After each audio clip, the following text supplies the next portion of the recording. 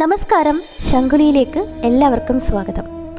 രൗദ്രഭാവത്തിൽ പ്രതിഷ്ഠിച്ചിരിക്കുന്നുവെങ്കിലും മനസ്സറിഞ്ഞു വിളിച്ചാൽ മനസ്സലിയുന്ന ആദിപരാശക്തി കുടികൊള്ളുന്ന ഒരു അഖിൽ കൂടിയും തൻ്റെ മക്കളെ വാത്സല്യത്തോടെ വാരിപ്പുണരുന്ന ആദിപരാശക്തിയാണ് മലയാളപ്പുഴയമ്മ.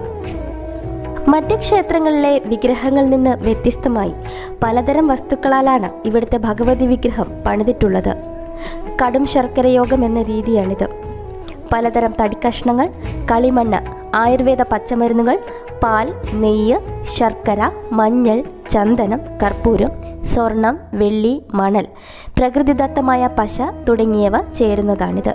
മനുഷ്യ ശരീരത്തിലെ എല്ലാ ഭാഗങ്ങൾക്കും സമാനമായ ഘടന നൽകി താന്ത്രിക വിധിപ്രകാരം പ്രാണപ്രതിഷ്ഠയാണ് ഇവിടെ നടത്തിയിട്ടുള്ളത്. 5 അടി ഉയരത്തിൽ 8 കൈകളുമായി നിൽക്കുന്ന അമ്മയുടെ രൂപം ഏറെ പ്രസിദ്ധമാണ്. മനസ്സറിഞ്ഞ് പ്രാർത്ഥിച്ചാൽ മനസ്സറിയുന്ന ദേവിയാണ് മലയാളപ്പുഴയമ്മ.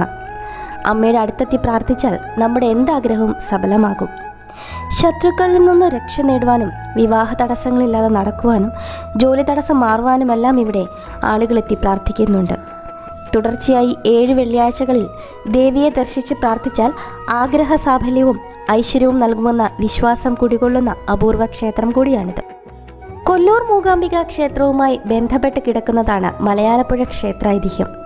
ഒരിക്കൽ തിരുവിതാംകൂറിൽ നിന്നുള്ള 2 നമ്പൂതിരിമാർ കൊല്ലൂർ മൂകാംബിക ക്ഷേത്രത്തിൽ ഭജന ഇരിക്കുവാൻ പോകുന്നു.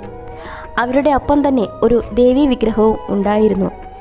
കാലങ്ങൾ ഭജന ഇരുന്ന് കഴിഞ്ഞപ്പോൾ ദേവി ആർക്കു മുമ്പിൽ പ്രത്യക്ഷയാവുകയും നിങ്ങളുടെ കൈവശമുള്ള ദേവീ വിഗ്രഹത്തിൽ എൻ്റെ സാന്നിധ്യം എപ്പോഴും ഉണ്ടാകുമെന്ന് അനുഗ്രഹിക്കുകയും ചെയ്തു അത്രേ.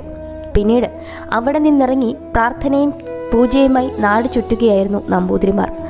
പ്രായാധിക്യം കാരണം അവശരായ നമ്പൂതിരിമാരുടെ മുന്നിൽ ദേവി പ്രത്യക്ഷപ്പെട്ട് വിഗ്രഹം പ്രതിഷ്ഠിക്കുവാൻ യോജിച്ച ഇടം മലയാളപ്പുഴയാണെന്ന് അറിയിച്ചുവത്രേ.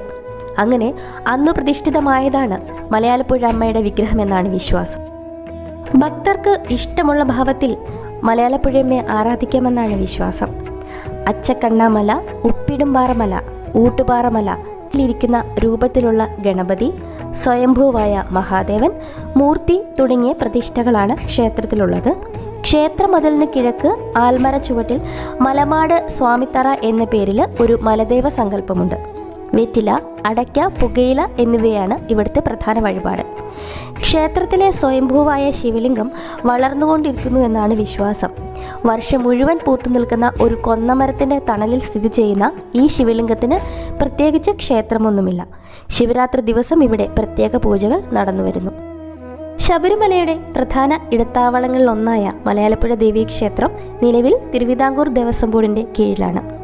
അതിപുരാതനവും അതിവിശേഷവുമായ മലയാളപ്പുഴ ദേവീ ക്ഷേത്രത്തിൻ്റെ വിശേഷങ്ങൾ ഒറ്റ എപ്പിസോഡിൽ ഒതുക്കുന്നത് സാധ്യമല്ല. വരും ദിവസങ്ങളിൽ ക്ഷേത്രവിശേഷങ്ങൾ തുടരും. എല്ലാവർക്കും ഈ വീഡിയോ ഇഷ്ടമായെന്ന് വിശ്വസിക്കുന്നു. ഇഷ്ടമായെങ്കിൽ ദയവായി ഒന്ന് ലൈക്ക് ചെയ്യുക, ചാനൽ ഒന്ന് സബ്സ്ക്രൈബ് ചെയ്യുക. വീണ്ടും കാണാം. നന്ദി, നമസ്കാരം.